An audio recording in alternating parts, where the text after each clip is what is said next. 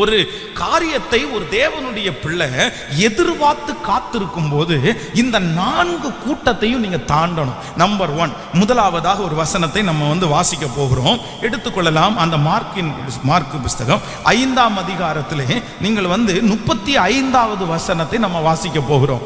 எல்லாரும் எடுத்துக்கொள்ளுங்கள். மார்க்கு 5ஆம் அதிகாரம் 35வது வசனத்தை வாசிக்கலாமா? தன்னிடத்திலே சம்பவித்ததை அறிந்து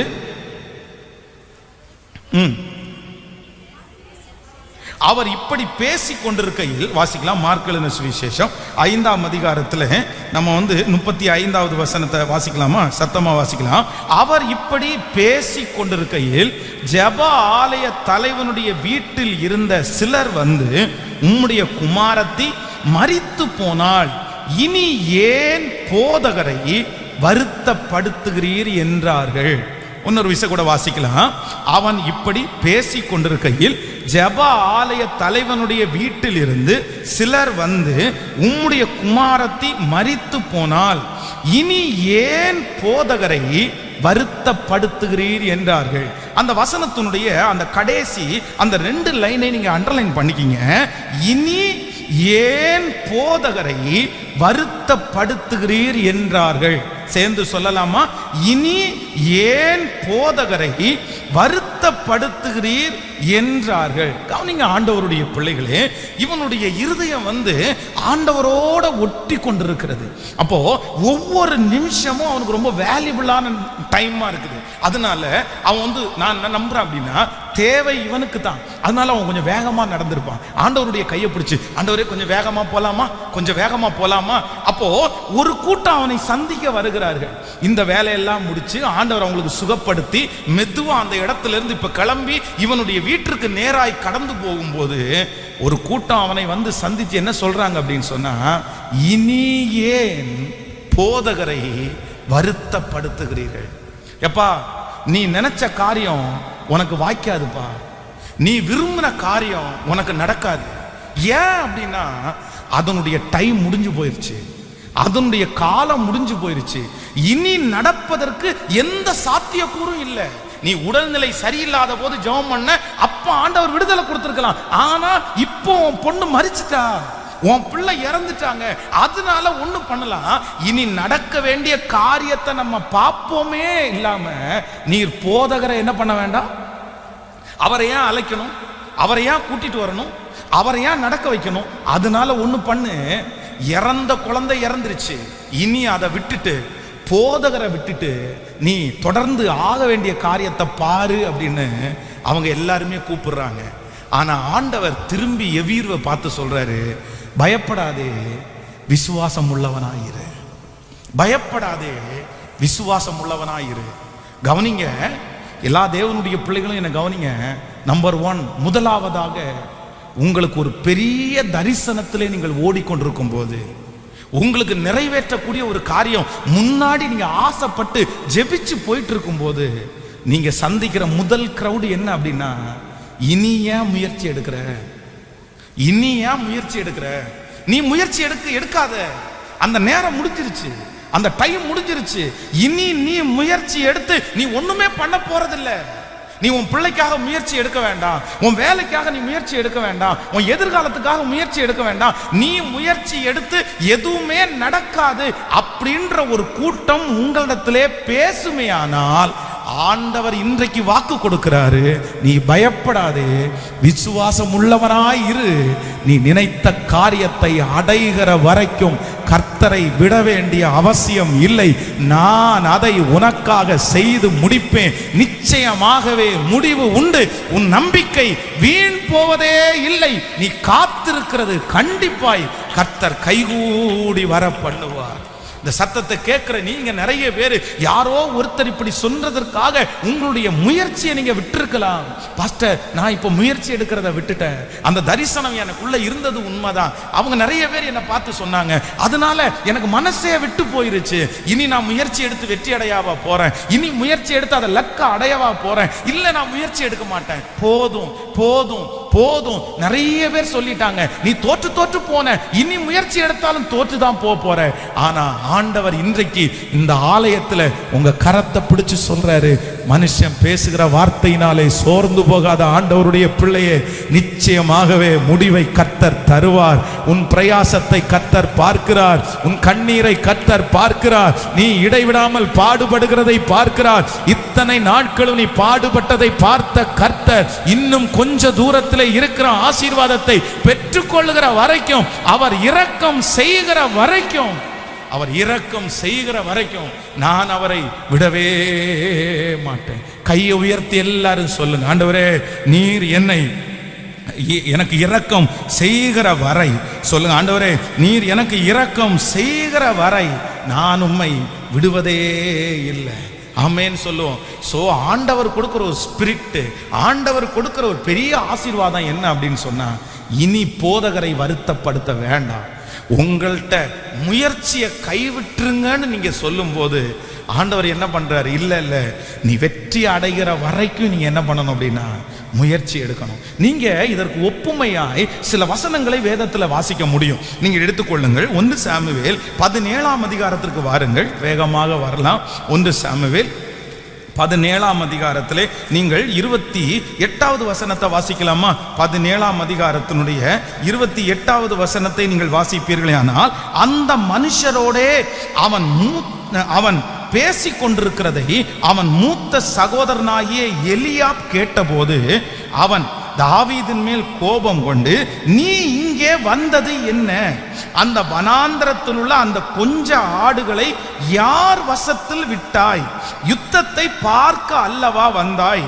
உன் துணிகரத்தையும் உன் இருதயத்தின் அகங்காரத்தையும் நான் அறிவேன் என்றார். கவனிங்க ஆண்டவருடைய பிள்ளையே, இப்போ கோலியாத் அவங்களுக்கு முன்னாடி நிக்கிறாரு. அந்த கோலியாத்தை எதிர்க்கிறதற்கு அண்ணன் தம்பி யாருக்குமே பலன் இல்லை, யாருமே எந்த முயற்சியும் எடுக்கவே இல்லை. அவனை வீழ்த்தலாம், அவனை அப்படி பண்ணலாம் அப்படின்னு சொல்லி யாருக்குமே. அவன் அந்த கோலியாத் ஆப்போசிட்ல நின்று கர்ஜித்து கொண்டிருக்கிறான். யாராவது ஒருத்தர் வாங்கப்பா, யாராவது ஒருத்தர் ட்ரை பண்ணுங்க, என்ன ஜெயிக்கிறதுக்கு ட்ரை பண்ணுங்க, என்ன அடிக்கிறதுக்கு ட்ரை பண்ணுங்க. ஆனா அங்க நிக்கிற யாருக்குமே ட்ரை பண்றதுக்கு விருப்பம் இல்லை. வேதம் சொல்லுது, கோலியாத் 10 அடி முன்னாடி காலடி எடுத்து வச்சுட்டாங்க அப்படின்னா, இங்க இருக்கிறவங்க 10 அடி பின்னாடி எடுத்து வைக்கிறாங்க. ஆனா இப்ப ஒரே ஒருத்தர் தாவீது அந்த களத்துக்குள்ள வர்றாரு. அவர் ஆகாரம் கொடுக்கிறதுக்கு தான் வர்றாரு. அந்த கோலியாத்தினுடைய சத்தம் காதுல தொனிக்கும் போது இவருக்குள்ள ஒரு எண்ணம் வருது, நம்ம முயற்சி எடுத்தா என்ன, நம்ம ஜெயிச்சா என்ன, நம்ம ஜெபம் பண்ணி பார்த்தா என்ன, நம்ம தியாகம் பண்ணுனா என்ன. ஆனா சுத்தி இருக்கிற சகோதரர்கள் என்ன பண்றாங்க அப்படின்னா, நாங்களே சும்மா நிக்கிறோம், நாங்களே முயற்சி எடுக்கல, ராஜாவே முயற்சி எடுக்க மாட்டேங்கிறாரு, நீ என்ன பண்ண போற? உன்னுடைய அகங்காரம் எங்களுக்கு தெரியாதா? நீ சின்ன வயசுல யாருன்னு எங்களுக்கு தெரியாதா? ரொம்ப பரிசுத்தமான நாட்டுன்னு நடிக்காத, ரொம்ப ஜப வீர நாட்டுன்னு நடிக்காத. நீ ஜெபம் பண்ணி என்னத்தை ஆக போகுது, நீ கமிட் பண்ணி என்ன ஆக போகுது?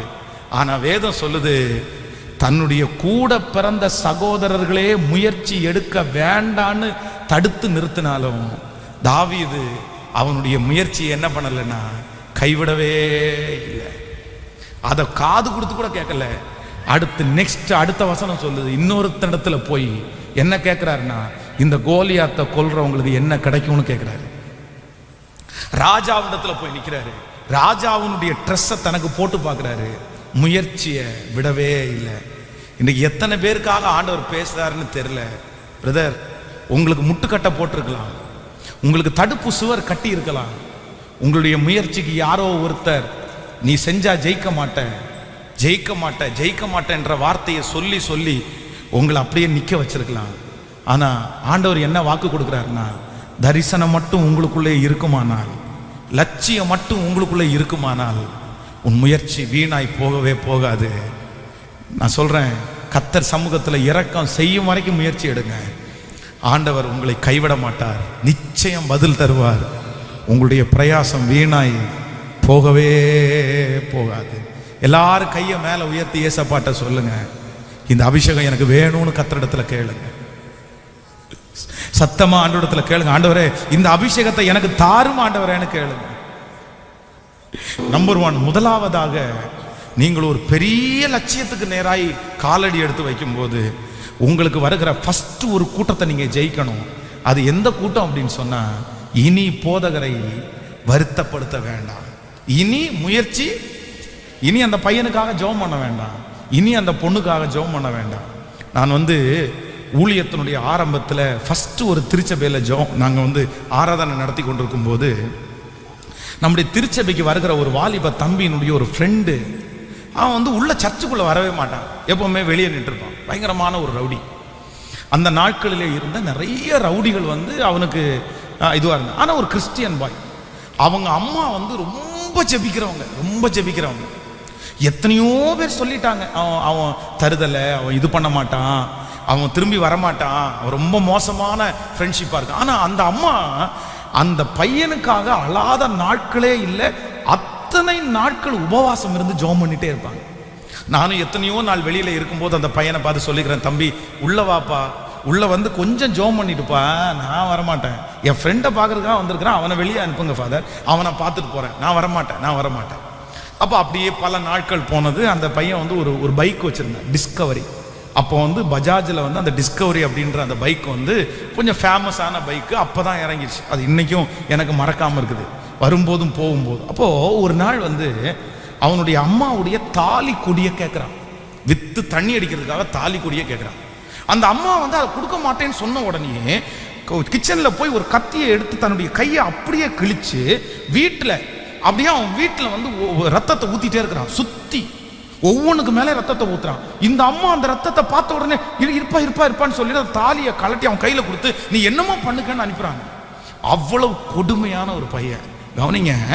ஆனால் நானும் அந்த பையனுக்கு மனசில் ஜெபம் பண்ணிட்டே இருந்தேன், இவன் என்னையாவது ஒரு நாள் கர்த்தரை சந்திக்கணும் அப்படின்னு.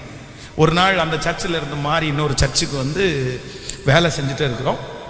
அப்போ நிறைய வாலிபர்கள் இல்லை, இன்றைக்கி ஆண்டவர் நிறைய வாலிபர்களை கொடுத்துருக்காங்க, நிறைய பேர் நம்ம சர்ச்சில் ஒர்க் பண்ணுறாங்க. ஆனால் அன்னைக்கு அந்த மேலே அந்த ட்ரெஸ்ஸு போடும்போது அந்த வெல்டிங் பண்ணுறவருக்கு நான் அசிஸ்டண்ட்டாக இருக்கிறேன். அந்த ஸ்க்ரூ எடுத்து கொடுக்குறது, அந்த மிஷின் எடுத்து கொடுக்குறது, அவர் அப்படியே போட்டுகிட்டே வருவார். அப்படியே அடிச்சுட்டே இருக்கிறோம், மேலே வேலை செஞ்சுட்டு இருக்கிறோம், மேலே ஷீட்டு போட்டு இருக்கிறோம். அவன் வந்தவன் அப்படியே அங்கே நின்றுட்டு என்னை பார்த்து கை காமிச்சான். நான் மேலே நின்று கை காமிச்சேன். நான் ஒருவேளை மேஷனுக்கு சித்தாள் வரல அப்படின்னு சொன்னால் நான் கலவை கலக்கி கொடுப்பேன், கல் எடுத்து கொடுப்பேன், எனக்கு இதெல்லாம் பழக்கம்தான், ஏற்கனவே இதெல்லாம் நான் செஞ்சுருக்கிறேன், அதெல்லாம் ஒன்றும் பெரிய விஷயம் இல்லை, எனக்கு ரொம்ப சந்தோஷமாக இருக்குது அப்படின்னு சொல்லிட்டு ஃபஸ்ட் டைம் முழங்கால் போட்டான். எனக்கு முன்னாடி முழங்கால் போட்டு சொன்னால் எனக்காக ஜெபம் பண்ணுங்க அப்படின்னு சொன்னான். உண்மையிலே ஆச்சரியமாக இருந்துச்சு. அவனுடைய தலையின் மேலே கையை வைத்து நான் ஜெபம் பண்ணேன். ஆண்டவரே, எப்படியாவது இந்த ஆத்மா உங்களை ஏற்றுக்கணும், உங்களை சந்திக்கணும்.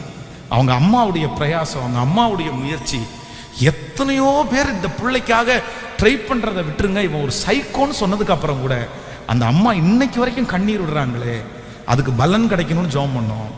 அந்த மகன் தொடப்பட்டு ஞானஸ்நானம் எடுத்து இன்றைக்கு கர்த்தருக்கு பெரிய சாட்சியாக அந்த பிள்ளை இருக்கிறார். கர்த்தர் பெரிய சாட்சியாக வச்சிருக்கிறாரு. அப்போது இந்த ஜெபத்தில் இருக்கிற ஒவ்வொரு ஆண்டவருடைய பிள்ளைகளையுமே யாருக்காக ஆண்டவர் இந்த வார்த்தை பேசுறாருன்னு எனக்கு தெரியல. ஒருவேளை ஒரு கூட்டம் உங்களிடத்துல சொல்லலாம், இனி போதகரை வருத்தப்படுத்த வேண்டாம், இனி ஆண்டவரை வருத்தப்படுத்த வேண்டாம். அதான் தாவீது களைத்து போய் இனி அந்த தண்டை பின்தொடர இனி முயற்சி எடுக்கிறதுக்கு அவனுக்குள்ள ஒண்ணுமே கிடையாது. அப்படிப்பட்ட ஒரு சிச்சுவேஷன், எல்லாம் இழந்து போயிட்டான். தன்னுடைய மனைவி பிள்ளைகள் எல்லாரையுமே பிடிச்சிட்டு போயிட்டாங்க. இப்போ சோர்ந்து போய் நிக்கிறாங்க. அப்போ அந்த நேரத்துல ஏசப்பாவை பார்த்து கேட்கிறான், ஆண்டவரே, அந்த தண்டை பின்தொடரலாமா அப்படின்னா எனக்கு முன்னாடி எல்லாமே நெகட்டிவா இருக்குது, அவங்க எத்தனை ஆயிரம் பேர் வந்தாங்கன்னு எனக்கு தெரியாது, எந்த வழியில போனாங்கன்னு தெரியாது, என் கூட வந்தவங்க ஏற்கனவே 7 நாள் சாப்பிடாம அழுது பலன் இல்லாம இருக்கிறாங்க, எனக்கு பலன் இல்லை, என் கூட இருக்கிறவங்களுக்கு பலன் இல்லை, எதிரியினுடைய பலன் எவ்வளவுன்னு எனக்கு தெரியாது, அவங்க எவ்வளவு தூரம் டிராவல் பண்ணாங்கன்னு தெரியாது, நான் அந்த தண்டை பின்தொடரட்டுமா, நான் முயற்சி எடுக்கட்டுமா அப்படின்னு கர்த்தருடைய சமூகத்துல கேட்கும் போது ஆண்டவர் அவனை பார்த்து, எடுக்காத, தோத்து போயிருவ, நீ களைச்சு போயிருக்கிற, உன் கூட இருக்கிறவங்க ரொம்ப சோர்வா இருக்காங்கன்னு சொன்னாரு. கர்த்தர் வாக்கு கொடுத்தார், அந்த தண்டை பின்தொடர், நீ ஒன்ன இல்லப்பா, சகலத்தையும் நீ திருப்பி கொள்ளுவாய். ஆண்டவர் சொன்னது போலவே அவன் முயற்சி எடுத்து அந்த தண்டை பின்தொடர்ந்தான். கர்த்தர் சகலத்தையும் திருப்பி கொள்ள வைத்தார். அதே ஆண்டவர் தான் இன்றைக்கு இந்த சத்தத்தை கேட்கிற உங்களை பார்த்து கர்த்தர் தீர்க்க தரிசனம் உரைக்கிறார். உங்களுக்கு முன்பாய் சூழ்நிலைகள் எப்படி வேண்டுமென்றாலும் இருக்கலாம், எத்தனையோ பேர் வேண்டுமென்றாலும் சொல்லலாம், ஐயோ எதிரியினுடைய பலன் எனக்கு தெரியல, நான் எப்படி ஜெயிக்க போறேன், நான் எப்படி வின் பண்ண முடியும். ஒருவேளை சோர்வோடு இருப்பீர்களே, ஆனால் கர்த்தர் வாக்கு கொடுக்கிறார், நீ முயற்சி எடு. இதுவரையிலும் நீ ஜெபித்த ஜெபத்தை பின்தொடர், உன்னுடைய தியாகத்தை பின்தொடர். அந்த தண்டை நீ திரும்ப பெற்றுக் கொள்ளுவாய், சகலத்தையும் நீ திருப்பி கொள்ளுவாய். நம்புறவங்க ரெண்டு கரங்களையும் மேல தட்டி, ரெண்டு கரங்களையும் மேல தட்டி ஹalleluya ஹalleluya ஹalleluya நன்றாய் கரங்களை தட்டி, கரங்களை தட்டி, கரங்களை தட்டி அந்த அபிஷேகத்தை எனக்கு தாரும் ஆண்டவரே. ஓ ஹalleluya. சோர்ந்து போகாத அந்த முயற்சி எடுக்கிற அந்த அபிஷேகத்தை கர்த்தர் இப்பொழுது உங்களுக்கு தருவாராக, தருவாராக. ஆமென் சொல்லுங்கள். 38 வருஷமாய் வியாதி, 38 வருஷமாய் வியாதி. எத்தனை அவமானங்களை சந்திச்சிருப்பாரு, எத்தனை நெகட்டிவான வார்த்தைகளை சந்திச்சிருப்பான் அந்த மனுஷன். இனி உனக்கு வியாதியிலிருந்து சுகப்பட்டு என்னடா பண்ண போற, இனி இந்த வியாதி உன்னை விட்டு போய் என்னடா பண்ண போற. அதான் அவன் தன்னுடைய, நீங்க யோவான் சுவிசேஷம் 5ஆம் அதிகாரம் 5வது வசனத்திலிருந்து 7வது வசனம் வரைக்கும் நீங்கள் வாசிப்பீர்களே, ஆனால் அந்த இடத்துல நீங்கள் வாசிக்க முடியும். அவனை பார்த்து அவர் ஆண்டவரை கேட்கும் போது அவன் சொல்றான், ஆண்டவரே என்னை இந்த குளம் கலக்கும் போது என்னை கொண்டு போய் விடுவதற்கு ஒருவரும் இல்லை. ஒரு தாய் இல்லாம உலகத்துல வந்திருப்பானா, ஒரு தகப்பன் இல்லாம உலகத்துல வந்திருப்பானா? கண்டிப்பா அவனுக்கு தாயும் தகப்பனும் சகோதரனும் இருந்தாங்க. ஆனா நான் நம்புறேன் 5 வருஷத்துல எல்லாரும் போயிட்டாங்க. இனி இவனுக்காக முயற்சி எடுக்கிறது வேஸ்ட், இவன் ரெடியாக மாட்டான். 10 வருஷத்துல நிறைய பேர் அவனை விட்டு போயிட்டாங்க. ஆனா 38 வருஷமாய் அந்த மனுஷன் மட்டும், எத்தனையோ பேர் தனக்கு முயற்சி எடுத்து கைவிட்டு போனாலும் அந்த மனுஷன் மட்டும் முயற்சி எடுக்கிறத விடவே இல்லைங்க. பெதஸ்தா குளத்தினுடைய கரையில என்னைக்காவது ஒரு நாள் ஒரு சான்ஸ் கிடைக்கும், என்னைக்காவது ஒரு நாள் ஒரு விருப்பம் கிடைக்கும், நம்ம போலாம், நம்ம சுகப்படலாம், நம்மளை கைவிட மாட்டார்னு போய் பெதஸ்தா குளத்தின் கரையிலே தனக்கு இருக்கிற பலத்தோடு ஊர்ந்தோ நகர்ந்தோ போய் படுத்து கிடந்தான். வேதம் சொல்லுது 38 வருஷத்தினுடைய முயற்சியை பார்த்து என் இயேசு அவனை தேடி வந்தார், அவனை தேடி வந்தார், அவனை சுகப்படுத்தினார், அவன் கரத்தை பிடித்து தூக்கி விட்டார். நீ எழும்பி நடன்னு சொன்னார். நான் நம்புறேன் உன் முயற்சி வீணாய் போகாது சிஸ்டர், பிரதர், உங்க முயற்சி வீணாய் போகாது. எத்தனை பேர் சொன்ன போதிலும் ஜெபத்தை நீங்க நிறுத்தலையே, உபவாசத்தை நீங்க நிறுத்தலையே, நீங்க இன்றைக்கு வரைக்கும் முயற்சி எடுத்துக்கொண்டே தானே இருக்கிறீங்க. 38 வருஷமாய் சந்தித்த அந்த தேவன், ஓ அவனை சந்தித்த அந்த கர்த்தர் இன்றைக்கு இந்த சத்தத்தை கேட்கிற உங்களை நீங்கள் இருக்கிற அந்த இடத்திலே சந்திக்க வருகிறார், சந்திக்க வருகிறார். அவனை பார்த்து படுக்கையை எடுத்துக்கொண்டு நட, ஓ எல்லாருக்கும் முன்பாகவும் சாட்சியாய் நிறுத்தின கர்த்தர் நமக்கும் அப்படியே நிறுத்துவார். எத்தனை பேர் நம்புறீங்க, எத்தனை பேர் விசுவாசிக்கிறீங்க? கையை எல்லாரும் உயர்த்தி சொல்லுங்க, ஆண்டவரே என் நம்பிக்கை வீண் போகாது. சொல்லுங்க சத்தமா ஒரு 10 டைம் அறிக்கை செய்யுங்க. பிரதர், வாலிப தம்பி அறிக்கை செய், வாலிப தங்கச்சி அறிக்கை செய், சத்தமா அறிக்கை செய். என் முயற்சியை கனப்படுத்துகிற கர்த்தர், கர்த்தர் நீ தட்டி கொடுக்கிறாரு, கர்த்தர் நீங்க உங்களை பலப்படுத்துறாரு, பலப்படுத்துறதுக்காக தான் கர்த்தர் இங்க கொண்டு வந்திருக்கிறாரு. இன்னைக்கு நான் ரொம்ப விரக்தியா தான் பாஸ்டர் இந்த ஆராதனையில கலந்து கொள்றேன். நான் ரொம்ப விரக்தி ஆயிட்டேன், நான் ரொம்ப வெக்ஸ் ஆயிட்டேன். ஐயோ இவன் திருந்தவே மாட்டான் போல தெரியுதே. எத்தனை நாள் இந்த போராட்டம், எத்தனை நாள் இந்த அவமானம், எத்தனை நாள்? இல்லை, என் தேவன் ஜீவனோடு இருக்கிறார். இதோ உங்களை உற்சாகப்படுத்தும்படியாக என் தேவனாகிய கர்த்தர் இந்த திருச்சபையிலே அசைவாடி கொண்டிருக்கிறார். நீங்கள் சத்தத்தை கேட்கிற இடத்தில் கர்த்தர் அசைவாடுகிறார். கரங்களை தட்டி கொண்டே, இயேசுவே அந்த முயற்சியை நான் மரணம் வரை, அந்த காரியத்தை பெற்றுக்கொள்ளுகிற வரைக்கும், பெற்றுக்கொள்ளுகிற வரைக்கும் அந்த கிருபை எனக்கு தாங்கப்பா. ஆமென் சொல்லுங்க. விசுவாசிக்கிறோம் இல்ல? சோ நம்பர் 1, முதலாவதாக லட்சியம் உள்ள, தரிசனம் உள்ள ஒரு தேவனுடைய பிள்ளை தாண்ட வேண்டிய, ஜெயிக்க வேண்டிய முதல் மனுஷன் யார் அப்படின்னு சொன்னா, நீ இனி முயற்சி எடுக்க வேண்டான்னு சொல்றவங்க முன்னாடி நீங்க என்ன பண்ணுங்கன்னா, கர்த்தர் சொல்றாரு உன் காரியம் வாய்க்கும், உன் காரியம் வாய்க்கும், கர்த்தர் கரம் அதை செய்து முடிக்கும். ஆமென் சொல்லுங்க.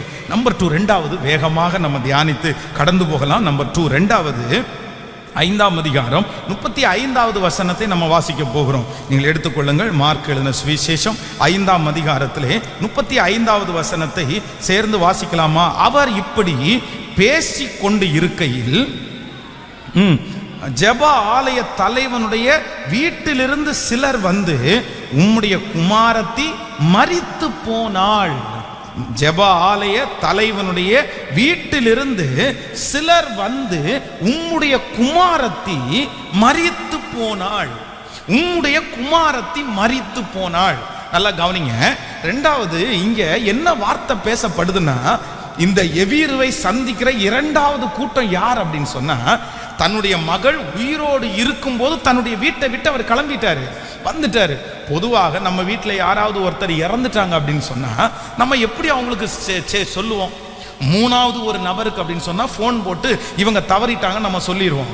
ஆனா அந்த இறந்த அந்த நபருடைய மனைவியோ கணவனோ இல்லைண்டா அவருடைய அப்பா அம்மாவோ இருந்தா அவ்வளவு சீக்கிரமா எடுத்த உடனே உங்களை செத்து போயிடுச்சு அப்படின்னு சொல்ல மாட்டாங்க யாருமே.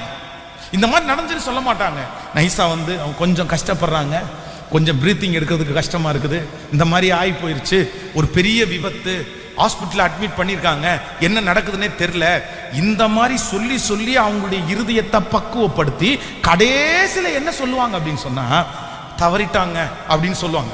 இல்லைன்னா ரொம்ப ஷாக் ஆயிரும் அப்படின்னு. பாருங்க, இந்த எவீருவை சந்திக்க வருகிற கூட்டம் எதையுமே சொல்லல, டைரக்டா ஏபா உன் பிள்ளை செத்து போயிடுச்சுப்பா, உன் பிள்ளை செத்து போயிடுச்சு அப்படின்னா எடுத்த உடனே நெகட்டிவாய் இல்லைன்னா கெட்ட செய்தியை பரப்புகிற மனிதர்களை நம்ம ஜெயிக்க வேண்டிய அவசியம் இருக்குது. கெட்ட காரியத்தை நெகட்டிவா சொல்ற ஒரு மனுஷனை நீங்க ஜெயிக்காட்டா பெரிய அற்புதத்தை பார்க்கவே முடியாது. நிறைய பேர் எந்த காரியத்தை சொன்னாலும் உடனே என்ன பண்ணுவாங்கன்னா அதனுடைய நெகட்டிவா தான் சொல்லுவாங்க. பாருங்களேன், இது பிசாசுனுடைய பெரிய குணம் தான், இந்த நெகட்டிவ் குணம். எப்படி பாஸ்டர் இதை பிசாசு குணம் அப்படின்னு சொல்றீங்க அப்படின்றத நீங்க வேதத்தில் வாசிக்கும் போது யோபுவின் புஸ்தகத்தை எடுங்கள். யோபுவின் புஸ்தகம் 1ஆம் அதிகாரத்தை எடுக்கலாமா? யோபுவின் புஸ்தகத்தில் எல்லாரும் 1வது அதிகாரத்தை எடுப்போமே. ஆனால் 1ஆம் அதிகாரம் 15வது வசனத்தை வாசிக்க போகிறோம். 1ஆம் அதிகாரம் 15வது வசனத்தை எல்லாரும் சத்தமா வாசிக்கலாம். சபேயர் அவர்கள் மேல் விழுந்து அவர்களை சாய்த்து கொண்டு போனார்கள், வேலை ஆட்களையும் பட்டய கருக்கினால் வெட்டி போட்டார்கள். நான் ஒருவன் மாத்திரம் தப்பி அதை உமக்கு அறிவிக்க வந்தேன். கவனிங்க, எல்லாரும் கவனிங்க. பிசாசு இந்த இந்த இந்த இடத்துல வந்து யோபுவுக்கு சோதனை கொடுக்கிறது யாரு? ஆண்டவரிடத்திலிருந்து பிசாசு யோபுவை சோதிக்கிறதற்கு அனுமதி பெற்றுக்கொண்டான். இப்போ அந்த அனுமதியில வேதம் சொல்லுது, எல்லாரையுமே அழிச்சான். எல்லாரையுமே அழிச்ச அந்த பிசாசு துர்ச்செய்தியை, கெட்ட செய்தியை சொல்றதற்கு ஒரே ஒருத்தனை மட்டும் உயிரோட வச்சிருக்கிறான். நீங்க நெக்ஸ்ட் வசனம் வாசிங்க, அப்போ உங்களுக்கு தெரியும். 16வது வசனத்தை வாசிங்க. இப்படி அவன் பேசிக் கொண்டிருக்கையில் வேறு ஒருவன் வந்து, வானத்திலிருந்து தேவனுடைய அக்கினி விழுந்தது, ஆடுகளையும் வேலைக்காரர்களையும் வேலைக்காரிகளையும் சுற்றரித்து போட்டது, நான் ஒருவன் மாத்திரம் தப்பி. ஏப்பா எல்லாருமே இறந்து போயிட்டாங்களே, நீ எப்படிப்பா காப்பாற்றப்பட்ட? உன்னை ஒருத்தனை மட்டும் ஏன் உயிரோட வச்சிருக்காங்க? நான் சொல்றேன், பிசாசு உங்களுக்கு நெகட்டிவா பேசணும்னே ஒருத்தனை உயிரோட வைப்பான். பக்கத்தில் இருக்கிற கையை பிடிச்சி சொல்லுங்க, யார் ஜீவனோட இருக்கிறாங்களோ இல்லையோ, நல்லா சொல்லுங்க, யார் ஜீவனோட இருக்காங்களோ இல்லையோ, யார் பிரச்சனையில வந்து நிக்கிறாங்களோ இல்லையோ, ஆனா கெட்ட செய்தியை சொல்றதுக்கு ஒருத்தங்க வந்து முன்னாடி நிற்பாங்க. அது வேற யாராலையும் அனுப்பப்பட்டதில்லை, பிசாசே அனுப்பப்பட்டது. அப்படியே அபிஷேகம் பண்ணி அனுப்பிட்டான். நீங்க பாருங்க, ஒரு நல்ல விஷயம் எடுக்கும் போது 1000 நல்ல காரியம் சொல்றதுக்கு ஒரு பயம் வர மாட்டான். ஆனா ஒரே ஒருத்தன் மட்டும் பாருங்க, எதுக்கும் இந்த விஷயத்த சொல்லலான்னு, எதுக்கும் இந்த விஷயத்த லைட்டா காதுல போட்டுட்டு போலான்னு கேட்கல. இது ஒண்ணு நீங்க தப்பா நினைச்சுக்க வேண்டாம். என்னாலும் நான் இப்படி சொன்னேன்னா நீங்க கொஞ்சம் விழிப்பா இருப்பீங்கல்ல, நீங்க கொஞ்சம் கவனமா இருப்பீங்கல்ல, நீங்க கொஞ்சம் கரெக்டா அதனால லைட்டா உங்கள்கிட்ட வந்து போட்டு விடலான்னு வந்த, வேற ஒண்ணும் இல்லை. பண்ணுங்க பண்ணுங்க பண்ணுங்க, நல்லா இருக்கும், நான் ஜெபம் பண்ணிக்கிறேன், நான் அப்படி இருக்கும் இப்படி இருக்கும், அப்பா, அவர்கள் எல்லாரும் தேவனால் அனுப்பப்பட்டவர்கள் அல்ல, அவர்கள் எல்லாரும் சத்துருவினால் அனுப்பப்பட்ட பிசாசு குட்டிகள். அதனால நீங்க எல்லாம் அவங்களுக்கு என்ன பண்ணணும் அப்படின்னா, நம்ம ரொம்ப ஜாக்கிரதையா இருக்கணும். ஆமேன்னு சொல்லுங்க. கெட்ட செய்தி அடுத்து நீங்க பாத்தீங்கன்னா 17வது வசனத்தை வாசிங்க. இவன் இப்படி பேசிக் கொண்டிருக்கையில் வேறொருவன் வந்து கல்தேயர் 3 பவுஞ்சாய் வந்து ஒட்டகங்கள் மேல் விழுந்து அவர்களை ஓட்டி கொண்டு போனார்கள். வேலை ஆட்களையும் பட்டய கருக்கினால் வெட்டி போட்டார்கள். நான் ஒருவன் மாத்திரம் தப்பி. பிசாசு அங்கேயும் ஒருத்தனை வச்சிருக்கிறான் கெட்ட செய்தியை கொடுக்கிறதுக்கு. நெக்ஸ்ட் அடுத்த வசனம் வாசிங்க. இவன் இப்படி பேசி கொண்டிருக்கையில் வேறொருவன் வந்து உம்முடைய குமாரரும் உம்முடைய குமாரத்திகளும் தங்கள் மூத்த சகோதரன் வீட்டிலே புசித்து திராட்சரசம் குடிக்கிற போது. என்னது? கவனிங்க, அவங்க பிள்ளைங்க எல்லாருமே ஒரு வீட்டில் எப்ப கூடுவாங்க? வருஷத்துக்கு ஒரு டைம் கூடுவாங்க. அது எதுக்கு கூடுவாங்க? ஒவ்வொருத்தருடைய பிறந்த நாள் வரும்போது கொண்டாடுறதுக்காக ஒவ்வொரு வீட்லையும் கூடுவாங்க. இந்த மாதிரி பிள்ளைங்க எல்லாம் கொண்டாடிட்டு இருக்கும்போது, சாப்பிட்டுட்டு இருக்கும்போது இந்த மாதிரி காத்தடிச்சு வீடு இடிஞ்சு விழுந்துச்சுன்னு சொன்னா பரவாயில்ல.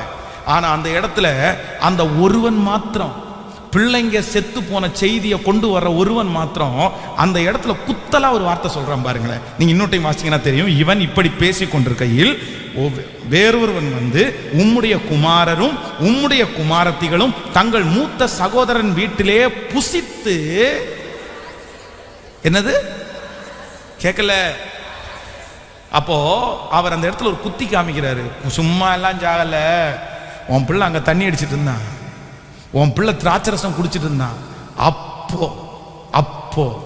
அப்போ நம்ம என்ன நம்புவோம் அப்படின்னு சொன்னா, இது தேவனுடைய மனுஷனாகிய யோபு வந்து பரிசுத்தத்தை ரொம்ப விரும்புறவரு, பிள்ளைகளை பரிசுத்தமா வளர்க்க வேண்டும்னு நினைச்சவரு. திராட்சரசம் எல்லாம் குடிச்சிட்டீங்களாடா? என்னமோ அந்த இடத்துல நான் உனக்கு நல்ல செய்தி சொல்லவே மாட்டேன், உன் பிள்ளைய குறிச்சு கூட என்ன செய்தி தான் சொல்லுவேன்? கெட்ட செய்தி தான் சொல்லுவேன். நீங்க ஜெயிக்கணும். ஒரு லட்சியம் உங்களுக்கு முன்பாக ஒரு தரிசனம் இருக்கும்போது நீங்க ஜெயிக்க வேண்டிய 2வது கூட்டம் யார் அப்படின்னா, துர்ச்செய்திய நெகட்டிவ உங்கள்கிட்ட சொல்லிட்டே இருக்கிறவங்களுக்கு நீங்க ரொம்ப ஜாக்கிரதையா இருங்க. இயேசு அவை எல்லாவற்றை பார்க்கலாம் கர்த்தர் பெரியவர்.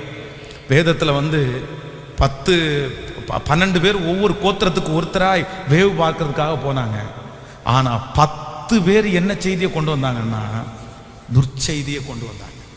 10 பேர் துர்ச்செய்தியை கொண்டு வரும்போது 2 பேர் தான் நல்ல செய்தியை கொண்டு வந்தாங்க. அந்த துர்ச்செய்தியை மட்டும்தான் ஜனங்கள் ஏற்றுக்கொண்டாங்க. அந்த துர்ச்செய்தியை கேள்விப்பட்டவொன்னா அவங்க என்ன சொல்றாங்கன்னா, ஆமா நாங்க எகிப்திலே இருந்து சாப்பிட்ட வெள்ளரிக்காயை நினைக்கிறோம், கொம்மட்டிக்காயை நினைக்கிறோம், வெள்ளரி பிஞ்சுகளை நாங்க நினைக்கிறோம். எங்கடா ஒழுங்கா சாப்பிட்டீங்க அங்க இருக்கும்போது? இப்பதான் ஞாபகம் வருது அப்படின்னா, கர்த்தர் என்ன கொடுக்காம இருந்தார் அவங்களுக்கு? உடனே ஞாபகம் வருது பாருங்களேன். அவங்க எல்லாருமே அழிக்கப்பட்டார்கள். நீங்க நெகட்டிவ, உங்களுக்கு கெட்ட செய்திகளை பரப்புறவர்கள் மட்டுமல்ல, அதை கேட்டு விசுவாசிக்கிறவர்களும் தண்டனைக்கு உள்ளாவாங்க. பக்கத்தில் இருக்கிற கையை பிடிச்சி சொல்லுங்க, கெட்ட செய்திய சொல்றவங்க மட்டும் கிடையாது, அதை காது கொடுத்து கேட்டு நீங்க விசுவாசிச்சீங்கன்னா கூட உங்களுக்கு தண்டனை உண்டுன்னு சொல்லுங்க. ஆமே. கெட்ட செய்தியை நம்ம சொல்லவும் கூடாது, கெட்ட செய்தியை கேட்கவும் கூடாது. நான் நம்புறேன் உங்க தரிசனத்துக்கு விரோதமாக அத்தனை கெட்ட செய்திகள் உங்களுக்கு விரோதமா இருந்தாலும் என் இயேசு மிகவும் பெரியவர். கைகளை உயர்த்தி ஒரு ஹல்லேலூயா சொல். எத்தனை பேர் ஆமோதிக்கிறீங்க? ஒரு விசை ஒரு போதகர் ஒருத்தர் ஒரு 4-5 வாலிபர்களோடு உட்கார்ந்துட்டு இருக்கும்போது என்கிட்ட சொன்னார் சமீபத்தில், பாஸ்டர் நீங்கள் உங்கள் சர்ச்சினுடைய லேண்டுக்கு ஃபஸ்ட்டு அட்வான்ஸ் கொடுத்த அந்த சாட்சியை நீங்கள் வந்து எங்களுக்கு சொல்லியிருக்கீங்கல்ல, அதை கொஞ்சம் இந்த பிள்ளைகளுக்கெல்லாம் சொல்லுங்கள் பாஸ்டர், அது ரொம்ப இவங்களுக்கு ரொம்ப பூஸ்டாக இருக்கும் அப்படின்னு சொன்னார். உடனே நானும் ரொம்ப உற்சாகப்பட்டு சொன்னேன், டேய் இந்த மாதிரி தம்பி, நான் வந்து ஒரு நாள் சர்ச்சில் 21 நாள் உபவாச ஜெபம் நடந்துட்டு இருக்கும்போது எனக்கு ஆவிக்குரிய பெரிய வைராக்கியம் எனக்குள்ளே வந்துச்சு. நம்ம ஏன் இடம் இல்லாமல் கஷ்டப்படுறோம், நமக்குள்ளே இருக்கிறவர் பெரியவர் அப்படின்னு சொல்லி ஒரு 5 ரூபாவை எடுத்துகிட்டு போய் சர்ச்சில் உள்ள தம்பிங்களை வர சொல்லி ஒரு கடப்பாறையில் பெரிய ஓட்டை ஒன்று போட்டு வானத்துக்கு நேராக உயர்த்தி, ஆண்டவரே இந்த இடம் பெரிய விலை உள்ள இடம், இந்த இடத்த வாங்குறதுக்கு எங்களுக்கு எந்த பலனும் இல்லை. ஆனால் இந்த 5 ரூபாவை கொண்டு போய் அந்த ஓனர்கிட்ட அட்வான்ஸ் கொடுத்தா கண்டிப்பாக வாங்க மாட்டாங்க. ஆனால் இந்த பூமிக்கும் நீ தான் சொந்தக்காரர், அதனால நான் முதல் அட்வான்ஸை உங்கள்கிட்ட கொடுக்குறேன். நீங்கள் 5 ரூபானாலும் 5 காசுனாலும் கண்டிப்பாக நீங்கள் வாங்குவீங்க. அதனால அவங்களுக்கு கொடுக்குறத ஃபஸ்ட்டு அட்வான்ஸ் உங்களுக்கு கொடுக்குறேன்னா அந்த 5 ரூபாவை ஜோம் பண்ணி நான் அந்த குழிக்குள்ளே போட்டு புதைச்சி ஜோம் பண்ணிட்டு வந்தேன்டா. இன்னைக்கு அட்வான்ஸ் அந்த இடத்துக்கு உண்மையாகவே பணம் கொடுக்கறதுக்கு கர்த்தர் ஓனருக்கு பணம் கொடுக்கறதுக்கு உதவி செய்தார் அப்படின்னு அந்த அவங்களுக்கு சாட்சி சொன்ன உடனே அவங்க மூஞ்சி போச்சு பாருங்க. ஒரு பக்கமா இவர் கொடுத்தாராமா, அது நடக்க போதாமா, 5 ரூபாவை போட்டாராமா. எனக்கு ரொம்ப வெட்கமா இருந்துச்சு. ஆனா நான் நம்புறேன், உண்மை தேவன் நமக்காக யாவையும். ஹல்லேலூயா. சிஸ்டர், உங்க காதுகளில் கேட்கிற துர்ச்செய்தியை நீங்க நம்ப வேண்டாம். பிரதர், உங்க காதுகளில் கேட்கிற துர்ச்செய்தியை நம்ப வேண்டாம். உங்க தரிசனத்துக்கு விரோதமாய் 1000 பேர் கெட்ட செய்தியை கொண்டு வந்து நிறுத்தினாலும் நான் நம்புறேன், இயேசு யோசுவாவையும் காலேப்பையும் போல 2 பேரை வச்சிருக்கிறாரு. இன்னைக்கு இந்த பலிபீடத்தில் நின்று சொல்லுகிற ஒரு யோசுவா ஒரு காலேப்புன்னு நீங்க நினைங்க. ஆண்டவர் உங்க விசுவாசத்தை தட்டி கொடுக்கிறாரு. முந்தினவைகளை நினைக்க வேண்டாம், பூர்வமானவைகளை சிந்திக்க வேண்டாம். இதோ நான் உனக்கு ஒரு புதிய காரியத்தை செய்வேன், அது வனாந்திரத்தில் வழி, அதாவது அவாந்தர வழியிலே நான் உனக்கு ஆறுகளை உண்டு பண்ணுவேன். நம்புகிற அத்தனை பேரும் கைகளை மேலே தட்டி ஆமேன் என்று ஆமோதிக்கும் போது இந்த வார்த்தை உங்களுக்குள்ளே நடக்கிறது. கெட்ட செய்திகளை கர்த்தர் மாற்றுகிறார், துர்ச்செய்தியை கர்த்தர் மாற்றுகிறார். தகப்பனே, எங்கள் பிள்ளைகளுடைய பிள்ளைகளை குறித்து பேசப்பட்ட துர்ச்செய்திகளை கர்த்தர் இப்பொழுது அழித்து போடுவீராக. அவங்க பிசினஸை குறித்து, அவங்க எதிர்காலத்தை குறித்து, அவங்க ஊழியத்தை குறித்து, அவங்க வாழ்க்கையை குறித்து பேசப்படுகிற அத்தனை துர்ச்செய்திகளும், ஓ ஹல்லேலூயா, கெட்ட செய்திகளும் இப்பொழுது இயேசுவின் நாமத்தில் நல்ல செய்திகளாய் மாற்றப்படுவதாக, நல்ல செய்திகளாய் மாற்றப்படுவதாக. இனி அது வளராது, இனி அது உருப்பேறாது, இனி திரும்ப எடுப்பதற்கு கஷ்டம், நீ வளர முடியாதுன்னு சொல்லுகிற அத்தனை வார்த்தைகளையும் நான் கேன்சல் பண்ணி நான் ஜெபிக்கிறேன். ஓ ஹல்லேலூயா. தேவரீர், நீர் சகலத்தையும் செய்ய வல்லவர். நீர் செய்ய நினைத்தது ஒன்றும் தடைபட்டு போகவே போகாது, தடைபட்டு போகவே போகாது. ஆமென் சொல்லுங்க. சோ 2வது ஒரு கூட்டத்தை நம்ம ஜெயிக்கணும். எந்த கூட்டம் அப்படின்னு சொன்னா, துர்ச்செய்தியை பேசுகிற கூட்டத்தை நம்ம ஜெயிச்சிடணும். அப்படின்னா ஒரு விஷயத்திற்காக நீங்க போராடும் போது கெட்ட செய்தியை சொல்றவங்க, இது நடக்காது அப்படின்னு சொல்றவங்கள நீங்க ஒண்ணு நம்ப வேண்டாம். இயேசு பெரியவர், இயேசு பெரியவர். கர்த்தர் எப்படியும் செய்வார், யாரை கொண்டும் செய்வார். அவருக்கு செய்வது பெரிய தடையே இல்லை. நம்பர் 3, 3வது மார்க் எழுதின சுவிசேஷம் 5ஆம் அதிகாரத்திலே 38வது வசனத்தை வாசிக்க போறோம். திரும்பமாக எடுத்துக்கொள்ளுங்கள். 5ஆம் அதிகாரம் 38வது வசனம். ஜெப ஆலய தலைவனுடைய வீட்டிலே வந்து சந்தடி மிகவும் அழுது புலம்புகிறவர்களையும் கண்டு உள்ளே பிரவேசித்து, நீங்கள் சந்தடி பண்ணி அழுகிறது என்ன? பிள்ளை மரிக்கவில்லை, நித்திரையாயிருக்கிறாள் என்றார். கவனிங்க ஆண்டவருடைய பிள்ளைகளே, 3வது இந்த எவியருடைய வாழ்க்கையிலே 3வது ஒரு கூட்டத்தை சந்திக்கிறான். ஃபர்ஸ்ட் அவன் ஒரு கூட்டத்தை சந்திச்சான். அவங்க யார் அப்படின்னா, இனி போதகரை வருத்தப்படுத்த வேண்டாம், இனி உன் பிள்ளைக்காக முயற்சி எடுக்காத அப்படின்னு சொல்ற ஒரு கூட்டம். நம்பர் 2, 2வதாக இன்னொரு கூட்டத்தை அவன் சந்திக்கிறான். உன் பிள்ளை செத்து போயிருச்சு, உன் பிள்ளை வியாதியா இல்ல, உன் பிள்ளை சும்மா இல்ல, உன் பிள்ளை செத்தே போயிருச்சு, அவ்வளவுதான், இனி நீ வந்து அந்த பிள்ளைய நீ பார்க்க வேண்டாம் அப்படின்ற 2வது ஒரு கூட்டம். 3வது ஒரு கூட்டம் அவனுக்கு எதிராகுது. என்னன்னா, வேதம் சொல்லுது, அந்த குழந்தை இறந்தது உடனே ஒரு கூட்டம் சந்தடி பண்றதுக்கு வந்துட்டாங்க, ஒரு கூட்டம் அழுகிறதுக்கு வந்துட்டாங்க. அப்போ இந்த மனுஷன் வீட்டுக்கு பக்கத்துல என்றாக இப்போ சத்தம் அதிகமாகுது. நம்ம ஒரு மரண வீட்டுக்கு போனோம் அப்படின்னு சொன்னா, அந்த மரண வீட்டில் எப்பவும் ஒரே மாதிரி சத்தம் ஆரம்பிச்சிலேருந்து முடிக்கிற வரைக்கும் கேட்காது. அது அடிக்கடி என்ன ஆகும், ஒரு 15 நிமிஷம் ஸ்லோவாயிரும், சத்தம் கேட்காது. அப்புறம் திடீர்னு ஒரு சத்தம் ஓன்னு கேட்கும். உடனே எல்லாரும் யார் வந்தா யார் வந்தா யார் வந்தா அப்படின்னு தான் கேட்பாங்க. உண்மைதானே? ஏன் அப்படின்னா அவர்களுக்கு நெருங்கின ஒரு சொந்தம் யாராவது ஒருத்தர் உள்ள வந்துட்டாங்கன்னா உடனே அவங்கள்ட்ட சொல்லி அப்பா நேற்றுக்கு நீ பார்த்தல வழியில உங்ககிட்ட தானே கடைசியா பேசிட்டு போன வாரம் கூட உன்னை பார்க்க போகணும்னு என்கிட்ட சொன்னானே, அப்படி அழுவாங்க. அப்போ இவங்க அப்பா அந்த பிள்ளைய பார்க்கறதுக்கு நெருங்க நெருங்க நெருங்க இங்க என்ன ஆகுது? கூச்சல் அதிகமாகுது. ஐயோ உனக்கு இருந்த பிள்ளையும் செத்து போயிச்சேப்பா. பரிதாபப்படுறாங்க, பரிதாபப்படுற கூட்டம். அப்பதான் ஆண்டவர் என்ன சொல்றாருன்னா, இங்க அழுறவன் சந்தடி பண்றவன் எல்லாரும் முதல்ல என்ன போ, பக்கத்தில் இருக்கிற கையை பிடிச்சி இயேசுவின் நாமத்தினால போ. யாரு அழுகிறவங்க? சந்தடி பண்றவங்க. நமக்கு யாரு நம்ம கூட வர்றாங்களோ இல்லையோ, ஆனா இந்த அழுகிறவங்களும் சந்தடி பண்றவங்களும் நம்ம மேல பரிதாபப்படுறவங்க வந்துருவாங்க. அக்கா உனக்கு இந்த மாதிரி ஆயிடுச்சு அக்கா. போன வாரத்தில் இங்கே நின்றுருக்கும் போது ஒருத்தர் வந்தார். வந்து என்ன பார்த்து சொன்னார், பாஸ்டர் நீங்கள் ரொம்ப குண்டாயிட்டீங்க பாஸ்டர் அப்படின்னாரு. ஐயோ பிரதர், அப்படியா பிரதர், இப்போ கொஞ்சம் சாப்பாடு அதிகம் தான் பிரதர் போல தெரியுது. அப்படியே அவன் குறைச்சிட்றான் பிரதர். நான் குறைச்சிடணும் கண்டிப்பாக. குறையாது பாஸ்டர் இது அப்படின்றார். பிரதர் இப்போ 21 நாள் ப்ரேயர் நடந்துட்டு இருக்கு பிரதர், கொஞ்சம் கண்டினியூ பண்ணால் குறைஞ்சிரும் அப்படின்னு. பாஸ்டர் உங்களுக்கெல்லாம் இதெல்லாம் வந்து குறையக்கு வாய்ப்பே கிடையாது. அடுத்து நானும் விட்டுருவார் அப்படின்னு நினச்சா கண்ணமெல்லாம் பாருங்க ரொம்ப வீங்கி போய் கிடக்குது. ஸோ பிரதர் நீங்க நினைக்கிற அளவுக்கெல்லாம் குண்டா இருக்கிறேன் அப்படின்னு. பாஸ்டர் பிரம்மாண்டம் ஆயிட்டீங்க, பிரம்மாண்டம் ஆயிட்டீங்க பாருங்க, என்ன பெரிய வயிறு வந்துருச்சு பாருங்க. இல்லை நான் இறக்கிறேன், சும்மா சொல்லாதீங்க பாஸ்டர், இதெல்லாம் நான் எத்தனை பேரை பார்த்துருக்குறேன். அதெல்லாம் ஒரு டைம் வயிறு விழுந்துச்சுன்னா அதுக்கப்புறம் அதெல்லாம் குறைக்கலாம் முடியாது. அதுவும் உங்களுக்கெல்லாம் முடியவே முடியாது.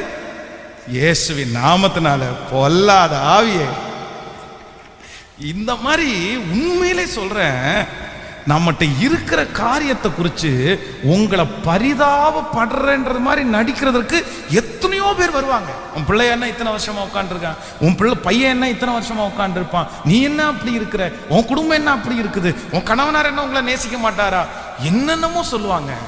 ஆனா உங்களுக்குள்ள தரிசனம் மட்டும் ஒன்று இருக்குமானால் நீங்க எதை ஜெயிக்கணும் அப்படின்னு சொன்னா, இல்லப்பா என் மேல யாரும் பரிதாபப்பட வேண்டியது இல்லை.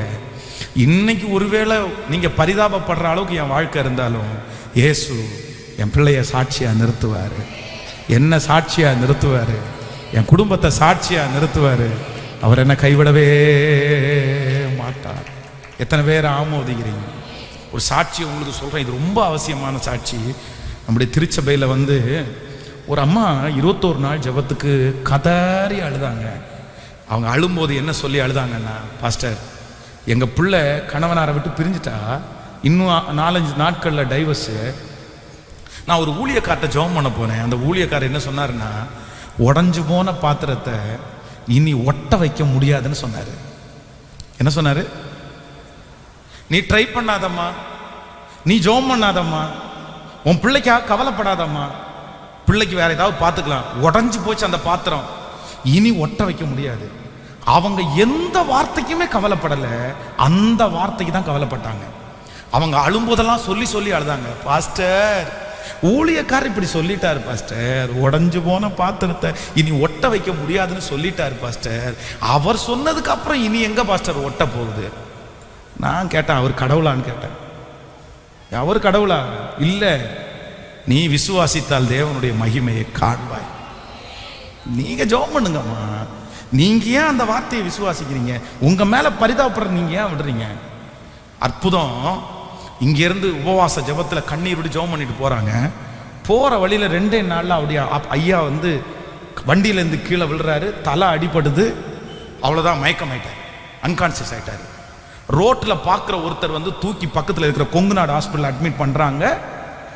அவன் வந்து அந்த பைக்கை தூக்கி அந்த அவருடைய பாக்கெட்ல இருந்து செல்போனை எடுத்து ஃபர்ஸ்ட் கால் பண்ணது யாருக்கு அப்படின்னா மருமகனுக்கு கால் பண்ணார். இது நடந்த தத்துருவமான சாட்சி. அவருக்கு மருமகன் நம்பர்னு தெரியாது, கடைசியில் இருந்த நம்பருக்கு கால் பண்ணிட்டாரு, அது மருமகனுக்கு போச்சு.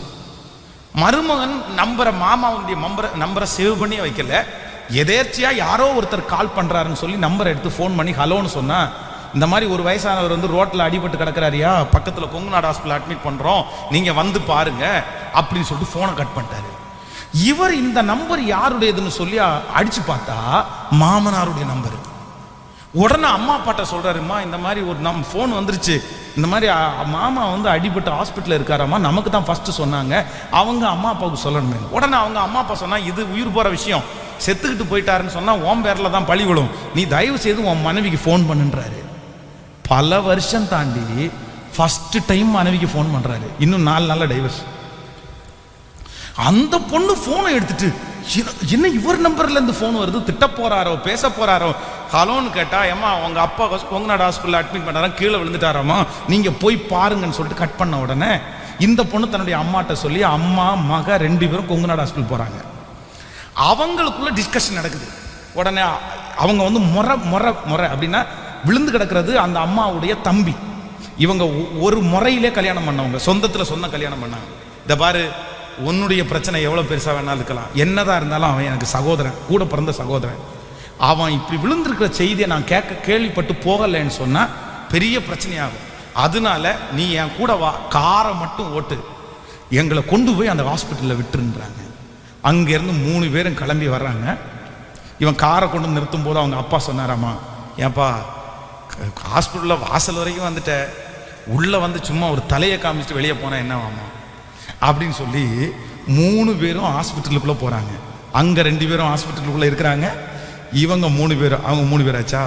போன உடனே அவங்களுக்குள்ள ஒரு பெரிய மாற்றம் வந்து, நம்ம ஏன் பிரியணும்னு சொல்லி 2 பேரும் ஹாஸ்பிட்டல்லே ஒன்னாயிட்டாங்க.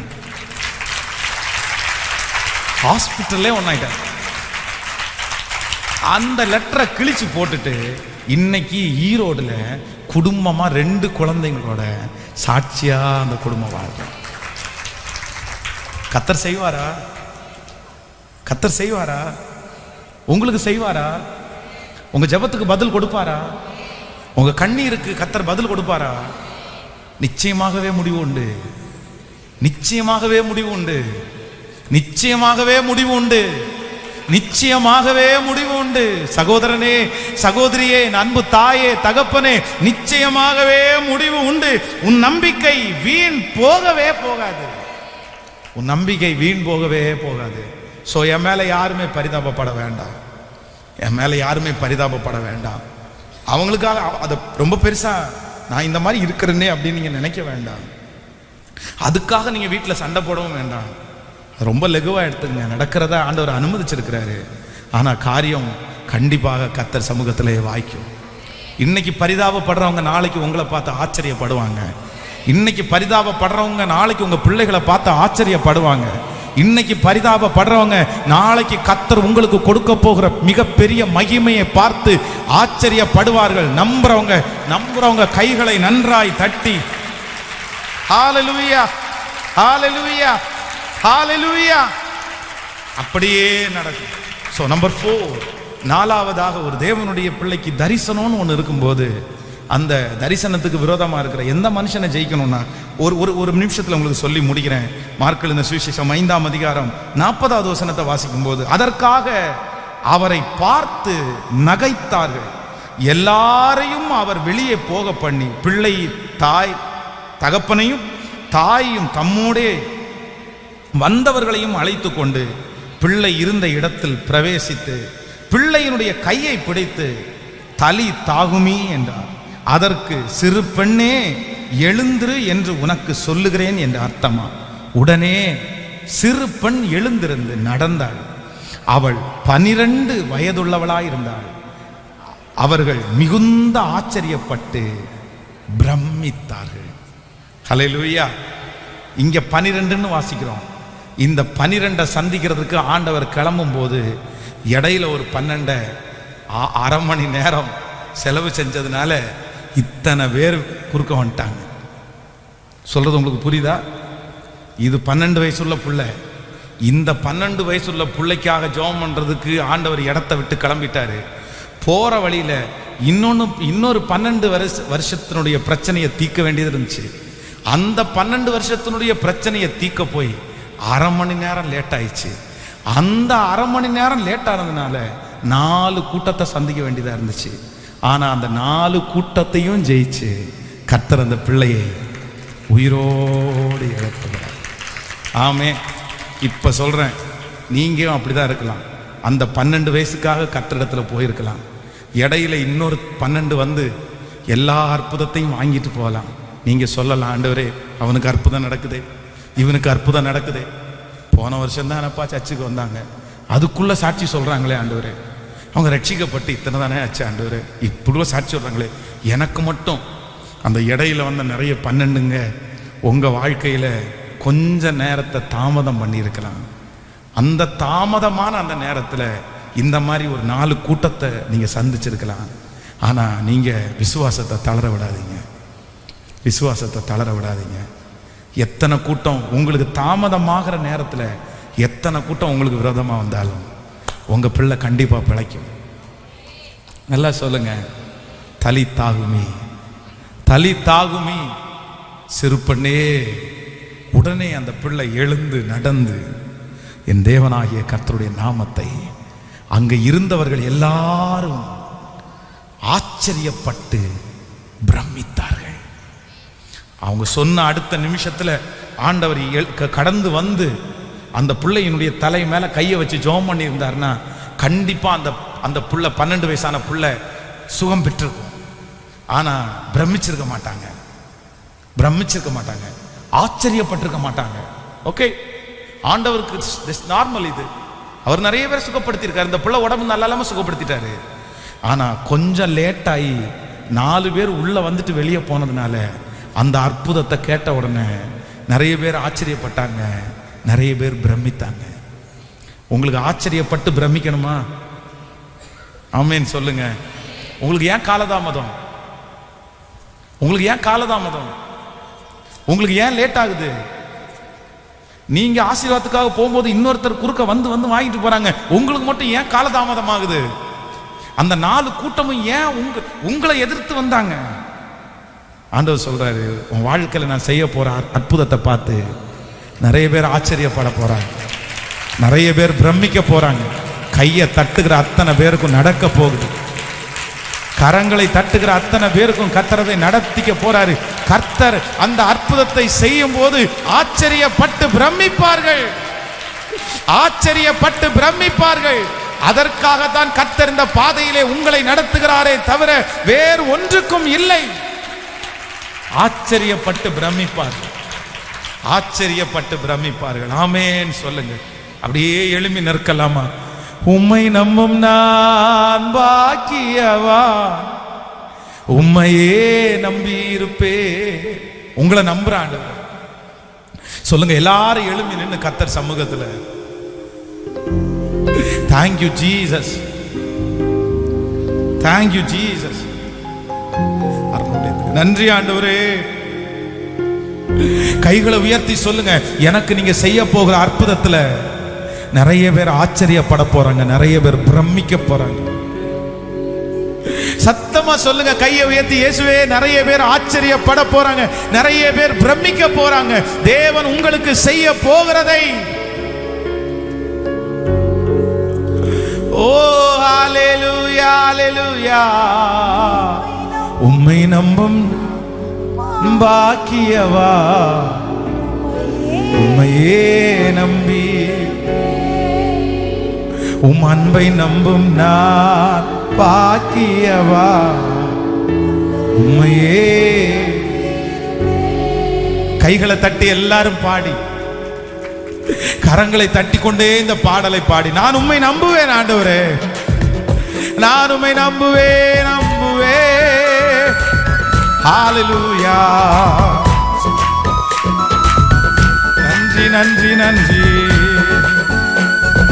உம்மை நம்பும் நான் பாக்கியவா, உம்மையே நம்பியிருப்பேன். பாடுவோம். உம்மை நம்பும் நான் பாக்கியவா, உம்மையே நம்பி. இப்பா பார்த்து சொல்லுவோம், உம்மை நம்புவேன், உம்மை நம்புவேன். ஓ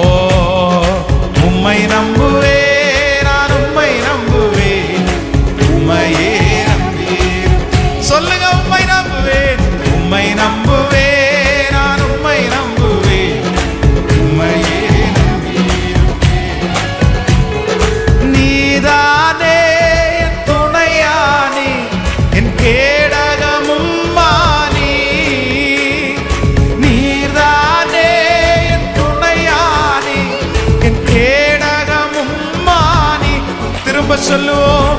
நீர்தானே என் துணையானி, என் கேடகமும் மானி. சொல்லுவோம். நீர்தானே என் துணையானி, என் கேடகமும் மானி. என்னை நினைப்பவரே, ஆசீர்வதிப்பவரே,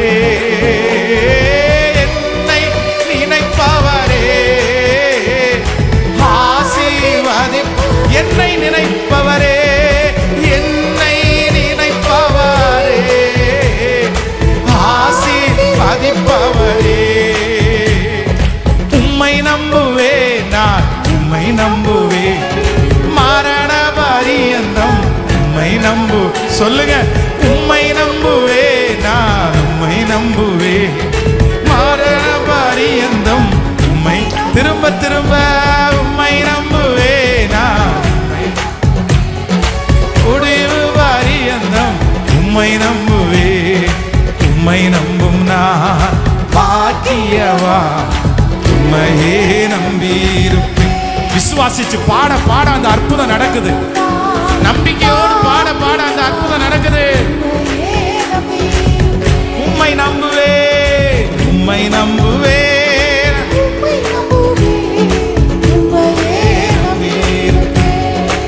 இயேசுவே உம்மையே நம்பியிருப்பேன். ஆமென் சொல்லுங்க பார்க்கலாம்.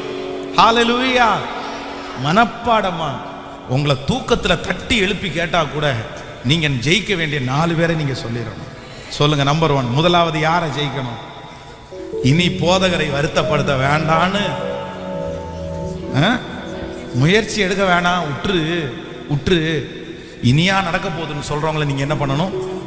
இல்ல, அவர் இரக்கம் செய்யும் வரை நான் விட மாட்டேன் அவரை. நீ என்னை ஆசீர்வதித்தாலே ஒளிய நான் உம்மை போக விட மாட்டேன். நம்பர் 2, ரெண்டாவது எந்த கூட்டத்தை ஜெயிக்கணும் அப்படின்னு சொன்னாங்க.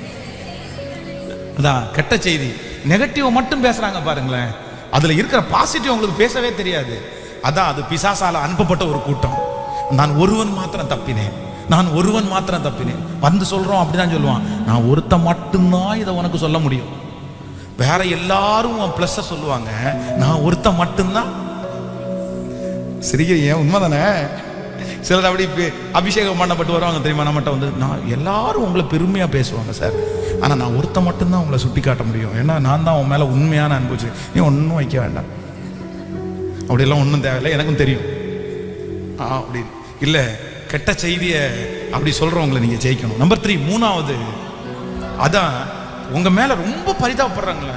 அதான் அந்த பிள்ளைங்களை சர்ச்சுக்கு தூக்கிட்டு வரும்போது நானும் பார்க்குற 2 குழந்தைங்களை 2 பக்கத்தில் வச்சுட்டு, நீயும் எத்தனை நாள் தான் சுமப்ப? உன் கணவனார் தூக்கவே மாட்டாரா? அன்னைக்கு அந்த வீட்டில் பூகம்பம் வெடிக்கும் பாருங்களேன். அப்பா, என்ன எவையவோ கேட்குறான், என்ன எவையவோ கேட்குறான். இதுக்கு எல்லாத்துக்கும் காரணம் யாரு? அந்த பரிதாபப்படுற அம்மா. ஆமா அப்படின்னு கன்னத்துல ஒரு பரு வர வேண்டாம், என்ன மொத்தம் போச்சு போல அழகு, அவ்வளவுதான் முடிஞ்சிச்சு எல்லாமே. இந்த மாதிரியே நம்ம மேல பரிதாபப்பட்டே நம்ம கொல்றதுக்குன்னு ஒரு கூட்டம் கேட்கல. அதெல்லாம் நீ குண்டா இருக்க, நீ ஒல்லியா இருக்க, நீ சப்பையா இருக்க, நீ கருப்பாயிட்ட, உன் கண்ணு உள்ள குழி விழுந்துருச்சு, என்னென்ன வார்த்தை, இனி என்னத்தை இனி என்னத்தை. இல்ல இல்ல, நம்பர் 4, நாலாவதாக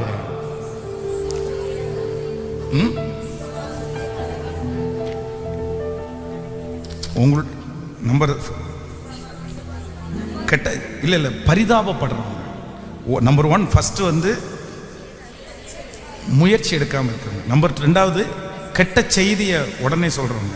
3வது நம்ம மேல பரிதாபப்படுறவங்க. 4வது நம்மளை பார்த்து அதான் இவனோட நம்பவே கூடாது. நீங்க இவனோட நம்புனீங்க, இவனோட நிறைய பேர் அரை தூக்கத்தில் இருப்பானுவா.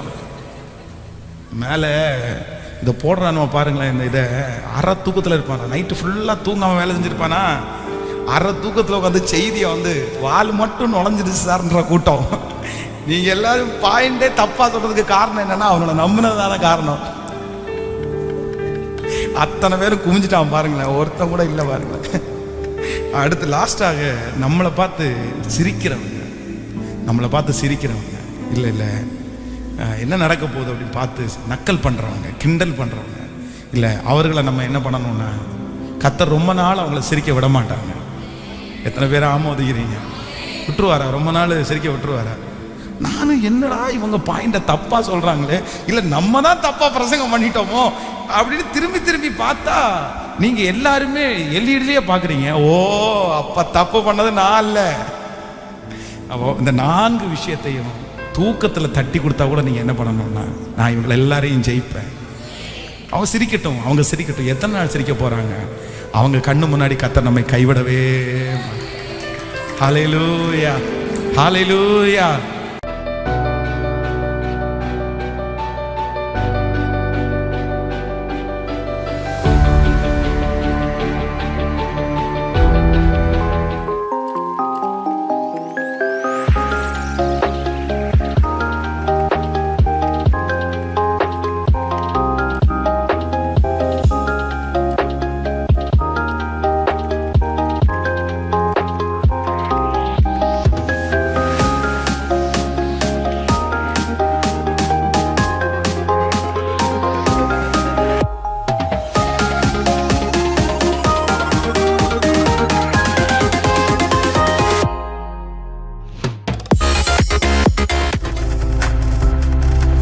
நீங்கள் பார்த்துக் கொண்டிருப்பது உங்கள் ஜாய் டிவி. உங்கள் துக்கம் சந்தோஷமாய் மாறும்.